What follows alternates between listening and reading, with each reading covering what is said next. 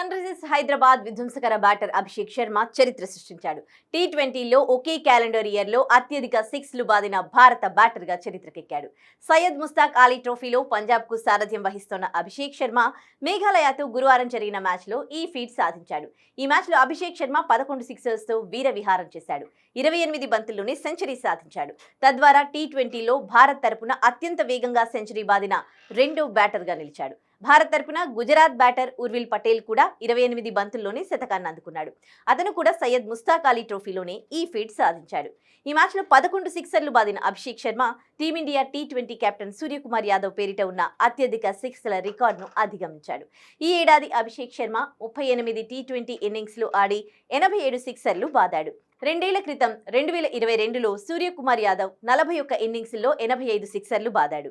ఈ మ్యాచ్లో ముందుగా బ్యాటింగ్ చేసిన మేఘాలయ నిర్ణీత 20 ఓవర్స్లో 7 వికెట్లకు 142 పరుగులు చేసింది. మేఘాలయ ఇన్నింగ్స్లో అర్పిత్ భటేవారా టాప్ స్కోరర్గా నిలిచాడు. అనంతరం పంజాబ్ అభిషేక్ శర్మ విధ్వంసకర శతకంతో 9.3 ఓవర్లలోనే విజయం లాంఛనాన్ని పూర్తి చేశాడు.